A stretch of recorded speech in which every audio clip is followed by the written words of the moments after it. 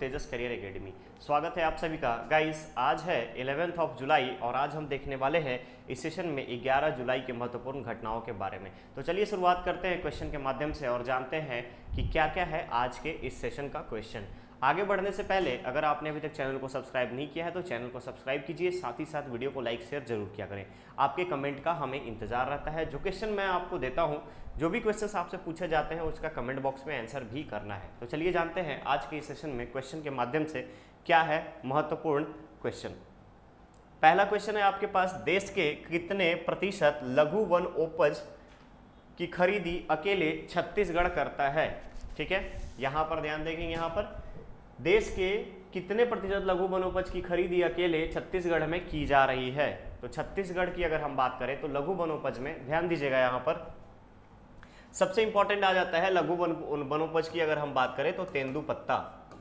तेंदुपत्ता छत्तीसगढ़ में सबसे ज्यादा संग्रहण होता है और इसमें अगर हम बात करें तो टोटल यहाँ पे 13 लाख से भी ज्यादा लोग, 13,50,000 से ज्यादा लोग इसमें शामिल है इसके लघु वनोपज संग्रहण में। उसके बाद महिलाओं की संख्या के बारे में बात करें तो 4,50,000, याद रखिएगा 4,50,000 महिलाएं भी इससे जुड़ी हुई हैं, लघु वनोपज के कार्य से जुड़ी हुई हैं। अब बात आती है कि देश के पूरे वनोपज की अगर हम बात करें तो छत्तीसगढ़ में 74%, ध्यान रखिएगा 74% की हिस्सेदारी छत्तीसगढ़ की है। चलिए आगे बढ़ते हैं दूसरे क्वेश्चन की तरफ। क्वेश्चन है, कोविड-19 के दूसरे डोज और प्रिकॉशन डोज की समय सीमा घटाकर कितनी कर दी गई है। अभी तक क्या हो रहा था कि कोविड का डोज 1, डोज 2, इसके बाद अभी रिसेंटली हाल की घटनाओं को देखते हुए, कोविड के बढ़ते मरीजों की संख्या को देखते हुए प्रिकॉशन डोज दिया जा रहा है। तो प्रिकॉशन डोज की अगर हम बात करें तो national technical advisory group on immunisation की अगर हम बात करें, इसका सबस्टैंडिंग कमेटी की अगर हम बात करें तो सबस्टैंडिंग कमेटी ने यहाँ पे सुझाव दिया है कि जो प्रिकॉशन का जो डोज है ये सेकेंड डोज के बाद ठीक 6 महीने के अंदर दे दिया जाएगा। 6 माह का अगर हम बात करें तो 6 माह के भीतर ही इसको देने की वो की गई है कि 6 महीना मैक्सिमम ड्यूरेशन जो है सेकेंड डोज और प्रिकॉशन डोज के बीच में 6 महीना होना चाहिए। ये टेक्निकल एडवाइजरी ग्रुप NTAGI, ध्यान दीजिएगा NTAGI के कहने पर, national technical advisory group on immunisation की सबस्टैंडिंग कमेटी के कहने पर यह निर्णय लिया गया है। चलिए आगे बढ़ते हैं।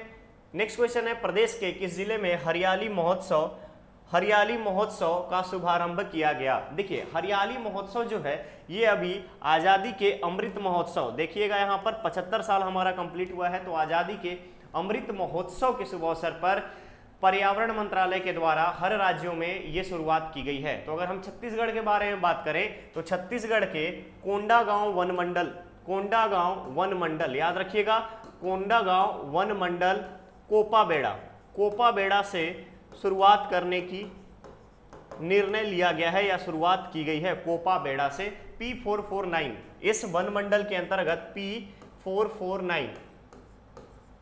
P449 यहां पे कोंडागांव वन मंडल के अंतर्गत आता है। नगर पालिका परिषद के सटे आसपास जितने भी क्षेत्र हैं यहीं से। क्लियर रहेगा, तो ध्यान दीजिएगा करेक्ट ऑप्शन जो होगा यहां पर होगा आपका C। नेक्स्ट क्वेश्चन की तरफ चलते हैं।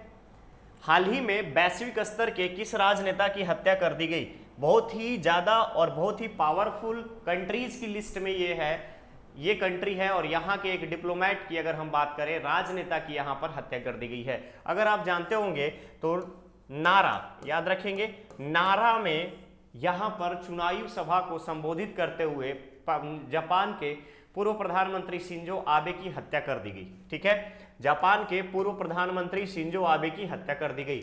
अगर हम आपसे हिस्टोरिकल बात करें तो 1930 के बाद से अगर हम बात करें तो 1930 के बाद से पहली बार किसी जापान में किसी प्रधानमंत्री की हत्या की गई है। फर्स्ट टाइम ऐसा हुआ है जापान की इतिहास में 1930 से। सैन्यवाद के युगों को अगर हम छोड़ दें तो उसके बाद से यहाँ पे पहली घटना देखने को मिली है। चलिए, विश्व बैंक ने हाल ही में कौन सा रिपोर्ट जारी किया है। ध्यान देंगे, वर्ल्ड बैंक के बारे में पूछा है तो वर्ल्ड बैंक के लिए आप लोग याद रखेंगे वर्ल्ड बैंक का जो हेडक्वार्टर है वो है आपका वाशिंगटन डीसी में। याद रखेंगे वर्ल्ड बैंक का जो हेडक्वार्टर है ये वाशिंगटन डीसी में है, यूएसए की कैपिटल में। अब पूछा है कौन सा रिपोर्ट जारी किया है, तो ध्यान रखिएगा यहां पर ग्लोबल फाइंडेक्स डेटाबेस 2021 जारी किया गया है। करेक्ट ऑप्शन जो होगा यहां पर होगा सी। Global फाइंडेक्स database 2021। इसके तहत जितने भी बैंक खाता धारक हैं, बैंक खाता धारकों की अगर हम बात करें सबसे ज्यादा मोस्ट पॉपुलस कंट्री में, तो यहां पर इसकी रिपोर्ट में यह दिखाया गया है कि महिलाएं आज भी बैंक खाते से रहित हैं, वो भी सबसे ज्यादा आबादी वाले देशों में, लाइक इंडिया, चाइना, ऐसे कंट्रीज में। ओके, तो ध्यान रखिएगा, ग्लोबल फाइंडेक्स डेटाबेस 2021 जारी किया गया है वर्ल्ड बैंक के साथ। स्टार्टअप स्कूल इंडिया की पहल किस संस्था ने की है? स्टार्टअप स्कूल इंडिया की पहल किस संस्था ने की है? तो ध्यान रखिएगा, यहां पे इस पहल के तहत 9 सप्ताह का कार्यक्रम चलाया जाएगा। 9 सप्ताह का कार्यक्रम चलाया जाएगा। इस कार्यक्रम के तहत जितने भी business to customer, e commerce, digital platforms जितने भी हैं, इन सब को एक साथ कंबाइन करके एक प्लेटफॉर्म पर लाने की बात कही गई है। और यह पहल शुरू किया गया है गूगल कंपनी के द्वारा।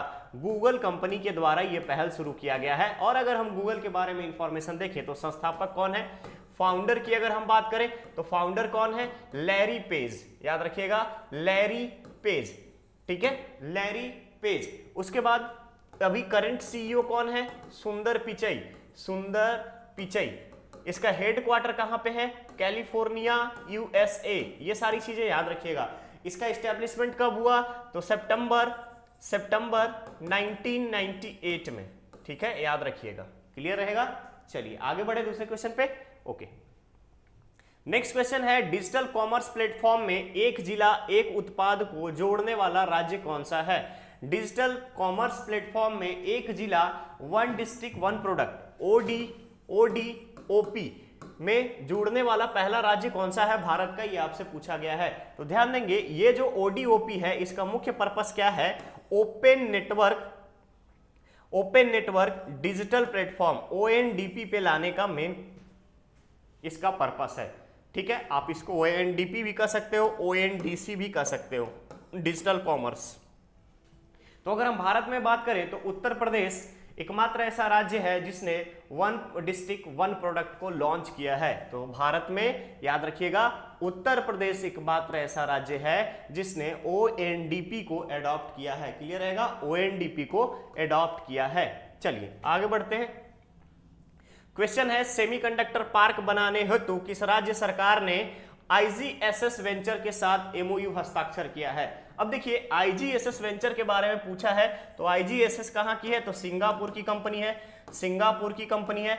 और अभी अगर हम बात करें तो थ्रू आउट पूरे वर्ल्ड में देखा जा रहा है कि यहाँ पर पूरी वर्ल्ड में सेमीकंडक्टर के पीछे होड़ लगी हुई है, सेमीकंडक्टर मार्केट में अपना वर्चस्व जमाने के लिए। तो इंडिया में IGSS वेंचर के द्वारा सिंगापुर बेस्ड कंपनी तमिलनाडु सरकार के साथ MOU हस्ताक्षर की है, जिसमें आगामी आने वाले 5 वर्षों तक 25,000 करोड़ रुपया इन्वेस्ट किया जाएगा। 25,000 करोड़ रुपया इन्वेस्ट किया जाएगा और इसके तहत 1500 स्थानीय लोगों को रोजगार दी जाएगी। लोकल जो वहां के रहने वाले हैं निवासियों को रोजगार दी जाएगी। क्लियर रहेगा, रोजगार दी जाएगी। याद रहेगा, तो करेक्ट ऑप्शन होगा यहां पर तमिलनाडु। आगे बढ़ते हैं। क्वेश्चन है, किस भारतीय सुरंग को 10,000 फीट से ऊपर की सबसे लंबी राजमार्ग सुरंग के रूप में मान्यता दी गई है? तो सबसे पहले आप याद रखेंगे, ये भारतीय सुरंग जो कि 10,000 फीट से ऊपर की हाइट पर है, लंबी राजमार्ग सुरंग है, यानी रोडवेज का यहां पे अगर हम बात करें तो ध्यान रखेंगे वर्ल्ड बुक के द्वारा ये मान्यता प्रोवाइड की गई है, प्रदान की गई है वर्ल्ड बुक के द्वारा। और अब यहां पे अगर हम बात करें तो अटल टनल यानी अटल सुरंग को यहां पर सबसे लंबी सुरंग की मान्यता दी गई है, जिसकी लंबाई है 9.02 किलोमीटर। इसका लोकेशन है पूर्वी पीर पंजाल हिमालय। ठीक है, याद रहेगा, लेह मनाली राजमार्ग, याद रखेंगे लेह मनाली राजमार्ग।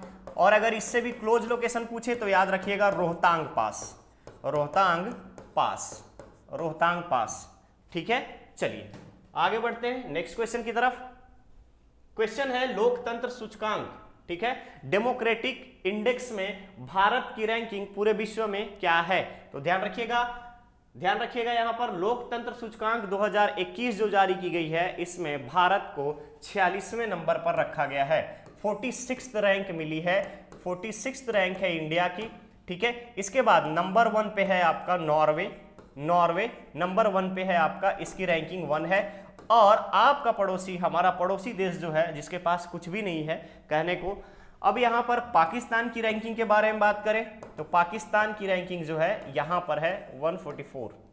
ठीक है, 144, 144वें रैंक पे पाकिस्तान है, याद रहेगा। चलिए, तो करेक्ट ऑप्शन है इंडिया की जो डेमोक्रेटिक इंडेक्स में जो आपके यहाँ रैंकिंग है वो है आपका 46। चलिए, दुर्लभ प्रजाति के गिद्ध इजिप्शियन वल्चर प्रदेश के किस क्षेत्र में देखा गया है? तो ध्यान रखिएगा, अभी हम जिस तरीके से जानते हैं कि गिद्धों की बहुत सारी प्रजाति विलुप्त हो गई है। ठीक है, बहुत सारी प्रजातियां विलुप्त हो गई हैं, लेकिन हाल ही में छत्तीसगढ़ वन प्रमंडल की अगर हम बात करें, वन मंडल के द्वारा दुर्ग जिले के धमदा क्षेत्र में यहाँ पर इजिप्शियन वल्चर देखा गया है। और यहीं पे वल्चर रेस्टोरेंट की अगर हम बात करें तो वन विभाग द्वारा वल्चर रेस्टोरेंट स्थापित करने की बात कही गई है। और यहाँ का जो जिला प्रशासन है, इसने निर्देश दिए हैं कि इसके लिए ज्यादा से ज्यादा उस क्षेत्र को संरक्षित किया जाए। क्लियर? चलिए, तो करेक्ट ऑप्शन जो है यहाँ पर आपका है सी।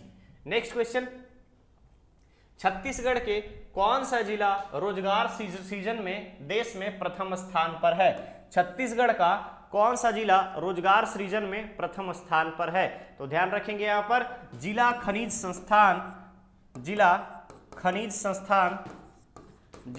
संस्थान अगर हम बात करें, न्यास जो बनाया गया था 2015 में, इसमें संशोधन करते हुए यहाँ पर कवर्धा का नाम सबसे पहले आया है। कवर्धा का नाम पहले आया है। कबीरधाम जो जिला है, ये रोजगार सृजन के क्षेत्र में छत्तीसगढ़ के सभी जिलों में अग्रणी है, यानी फर्स्ट स्थान पे है, फर्स्ट रैंक पे है।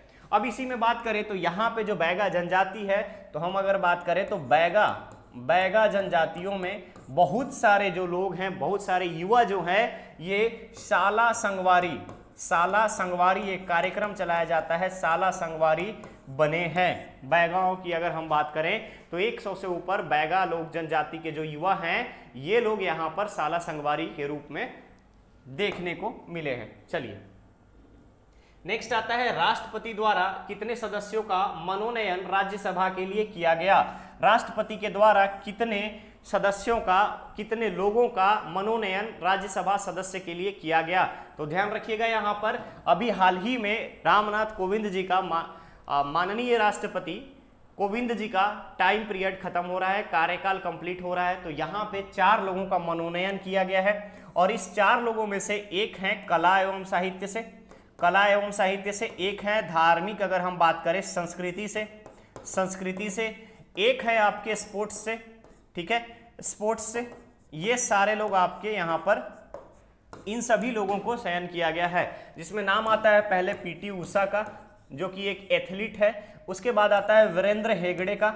वीरेंद्र हेगड़े कर्नाटक के धर्माधिकारी हैं। ठीक है, धर्माधिकारी हैं, समाज सेवी और साथ ही साथ मंदिरों के, मठों के अधिकारी है। इसके बाद नाम आता है वी प्रसाद, ये हैं एसएस राजामौली के फादर, और ये एक बहुत बड़े स्क्रीन राइटर के रूप में जाने जाते हैं। नेक्स्ट नाम है आपका इलैया राजा, ये बहुत बड़े संगीतकार हैं, म्यूजिशियन है। ठीक है, बहुत बड़े संगीतकार हैं। क्लियर? तो ये 4 लोगों का हाल ही में नॉमिनेशन हुआ है राज्यसभा सदस्य के लिए। चलो आगे बढ़ते हैं।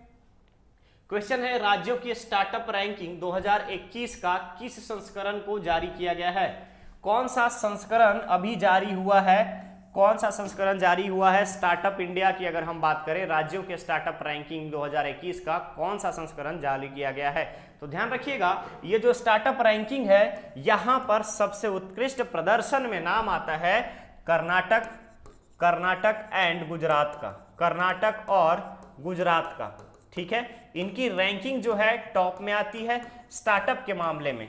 स्टार्टअप के मामले में। और हाल ही में स्टार्टअप रैंकिंग की अगर हम बात करें, स्टार्टअप रैंकिंग 2021 के तीसरे संस्करण को जारी किया गया है, तीसरे संस्करण को जारी किया गया है। यहां पे करेक्ट आंसर जो होगा आपका बी होगा। नेक्स्ट क्वेश्चन, यूनाइटेड किंगडम में NRI world summit, NRI world summit, ध्यान देंगे world summit, NRI world summit अभी हाल ही में आयोजित किया गया था 2022 के लिए।